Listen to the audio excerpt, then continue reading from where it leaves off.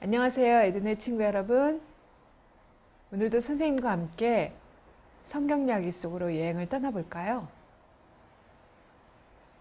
몇 번씩이나 벌을 받은 후에야 겨우 옳은 일을 하는 사람들은 참 이상해요. 여러분은 바로가 그런 사람이라고 아마 생각할 거예요. 그는 애굽의 모든 물이 피로 변하는 것과 개구리가 궁전 온 사방에 펄쩍거리고 더러운 이와 파리떼가 숨막힐 정도로 득실거리는 것을 보고서야 모세와 아론이 섬기는 하나님이 이 끔찍한 재앙을 내리신 무시하지 못할 하나님이라는 것을 깨달았어요. 그러나 그 모든 재앙이 끝나자마자 그의 마음은 다시 돌처럼 딱딱하게 굳어져 버렸어요. 그는 좀 더 고생을 맛봐야만 했어요. 곧이어 애굽의 가축들이 수천 마리씩 무더기로 죽어 넘어졌어요. 그 다음에는 심한 부스럼이 사람들에게 퍼졌어요. 피부병이죠. 쉽게 얘기하면. 바로에게도 부스럼이 옮았어요. 그의 종들은 말할 것도 없고 그의 마술사에게까지 부스럼이 옮았어요.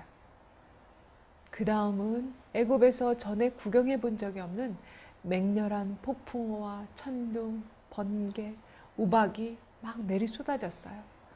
나무란 나무는 모두 쓰러지고 쌀이며 볼이며 몽땅 휩쓸고 지나가 버렸어요. 그러고 나니까 이제는 셀 수 없을 만큼 많은 메뚜기 떼가 날아와서 그나마 폭풍우에 남겨진 채소들을 죄다 갉아먹었어요. 나라의 구석구석이 황무지처럼 보였어요. 이것은 모든 애굽 사람의 집들이 망하고 굶주림을 뜻하는 것이었어요. 왜냐하면 세금을 낼 돈이 없었으니까요. 이제 또 무슨 끔찍한 일이 벌어지려나 하고 사람들이 벌벌 떨고 있을 때 무시무시한 암흑이 땅에 내려덮었어요. 너무나 어두워서 사람들이 서로 볼 수 없었다고 성경은 말해줘요. 3일 동안 사람들은 아무도 자기네 집을 떠날 수가 없었어요. 모든 사람들은 겁에 질려 있었어요. 바로 자신도 역시 떨었어요. 밤이고 낮이고 빛이라고는 찾아볼 수가 없었어요. 별빛조차도 없었어요. 어둠이 너무 짙어서 만질 수 있을 것만 같았어요. 앞으로 닥쳐올 무서운 재앙들을 생각할 때 이 암흑은 정말 견딜 수 없이 큰 고통이었어요. 암흑이 3일 동안 계속되자 바로는 다시 모세와 아론을 불러왔어요. 어떻게 바로가 그들을 찾아냈을까요? 아마도 군인들이 횃불을 높이 치켜들고서 이스라엘 사람들이 사는 고센의 불빛이 보일 때까지 어둠을 헤치며 갔을 것이에요. 칠흑 같은 어둠을 뚫고 모세와 아론은 궁전에 인도되었어요.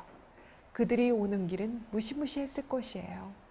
오가는 사람도 없고 움직이는 것이라고는 아무것도 없고 무섭도록 조용한 가운데 가끔 개 짖는 소리나 애기 우는 소리가 들릴 뿐이었어요.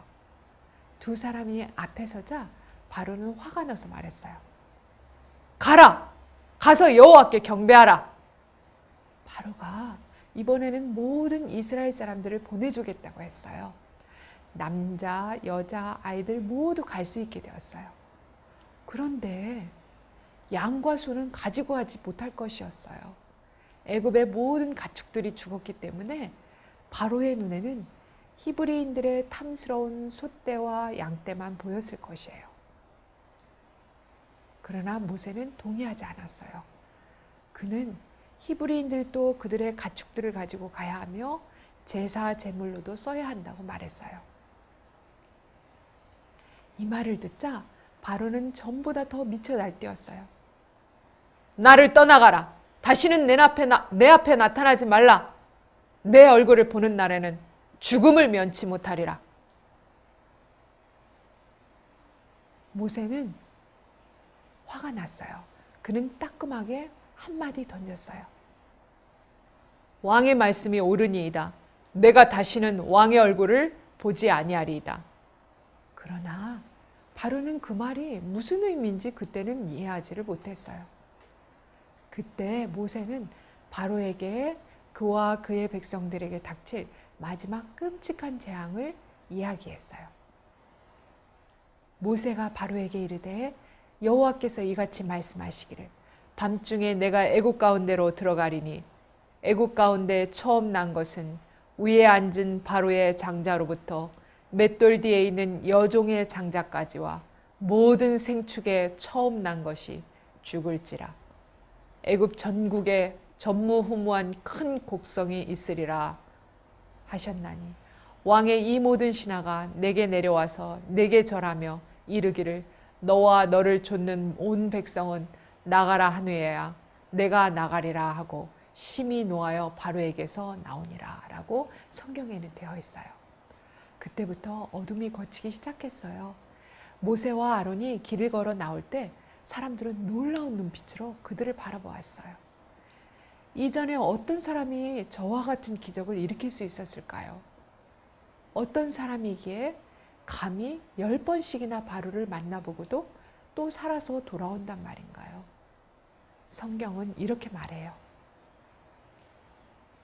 그 사람 모세는 애굽 나라에서 바로의 신하와 백성에게 심히 크게 배웠더라.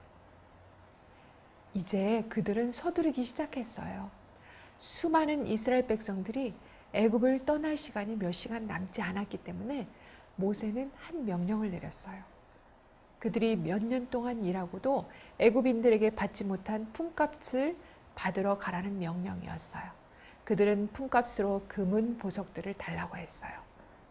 애굽 사람들은 겁에 질려 있었기 때문에 꼼짝 못하고 밀린 품삯을 주었어요. 그때 고센 땅에 있는 모든 히브리 가정에는 기쁜 소식이 전달되었어요. 오늘 밤은 여호와의 구원의 밤입니다. 이 밤에 하나님께서는 애굽에 처음 난 것을 모두 치실 것입니다. 그때서야 바로가 우리를 보낼 것입니다. 짐을 모두 꾸리고 긴 여행 동안 먹을 양식을 준비하십시오. 떠날 준비를 하고 계십시오. 내일 우리는 자유를 향하여 길을 떠나게 될 것입니다. 사방은 감격과 흥분의 도가니가 되었어요. 너무나 좋아서 믿어지지가 않았어요. 오랜 세월 동안 애굽인들에게 시달리고 몇 번씩 감독들에게 두드려 맞아서 늙은 사람들은 감사한 나머지 눈물을 흘리며 외쳤어요. 주님 감사합니다. 하나님께서 약속을 지키셨습니다. 어린아이들은 엄마의 얼굴을 올려다보며 물었어요. 정말 우리가 멀리 가버리는 거예요, 엄마? 어디로?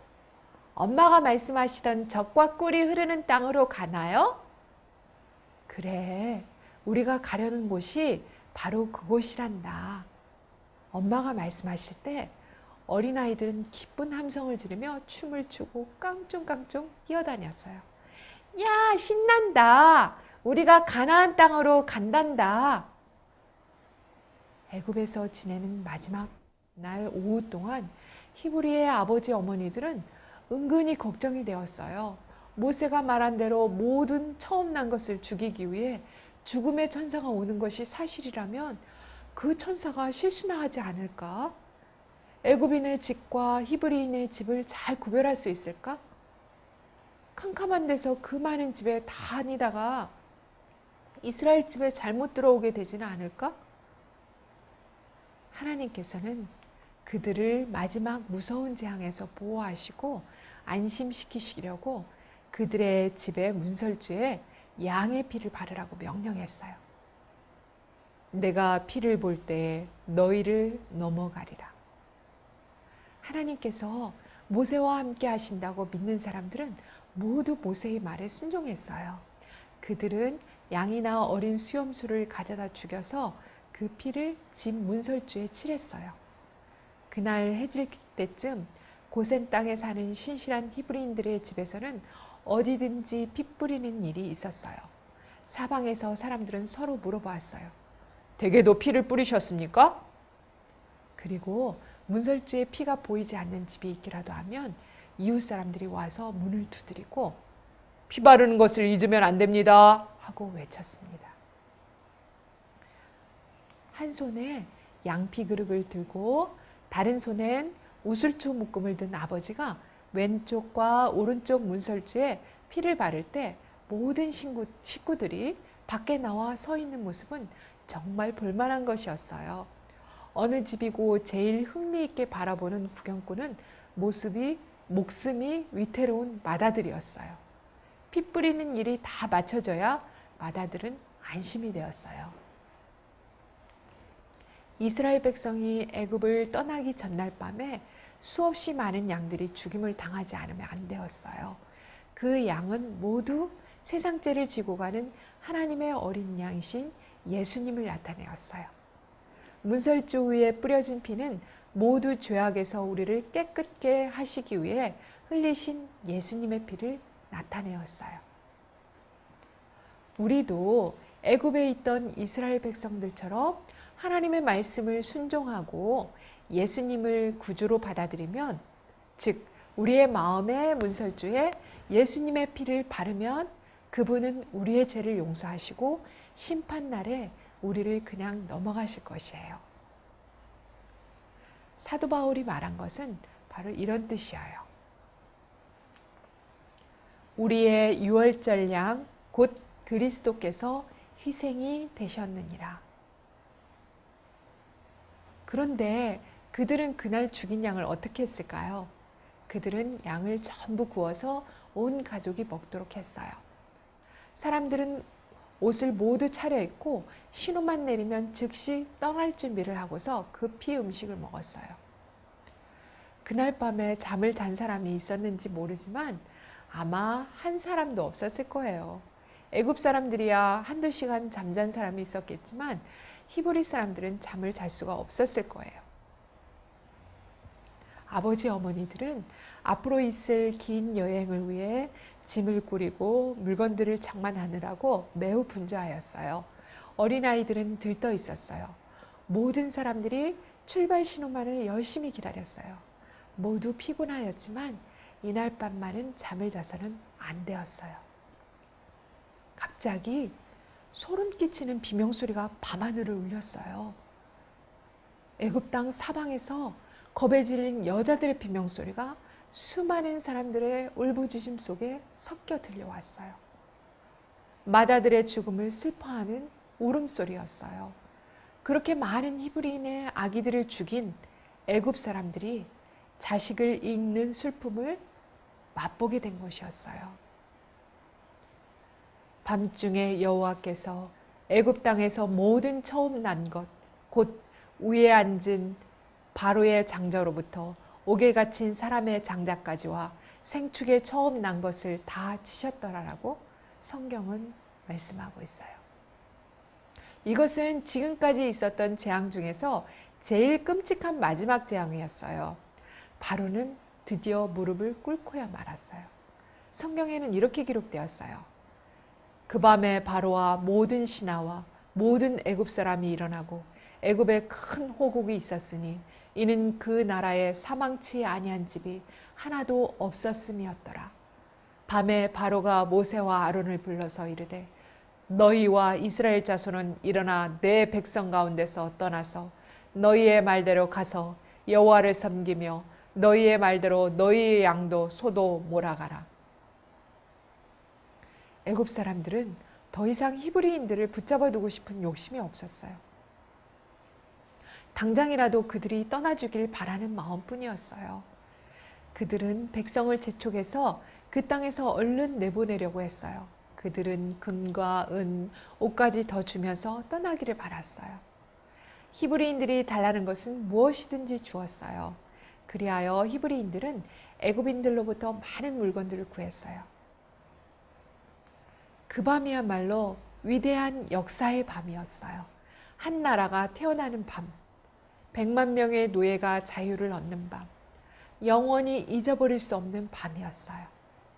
또한 아브라함에게 하신 하나님의 약속이 이루어진 밤이기도 했어요. 아주 오래전 그분께서는 충실한 종 아브라함에게 그의 자손들이 400년 만에 애굽의 속박에서 벗어나리라고 말씀하셨어요.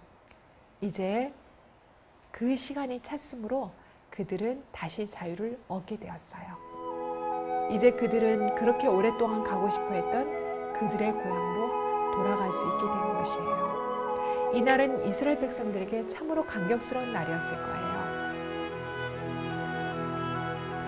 다음 시간에 출애굽의 사건 속으로 또 여행을 떠나보도록 하고 오늘의 여행은 여기서 마치도록 할게요. 안녕히 계세요.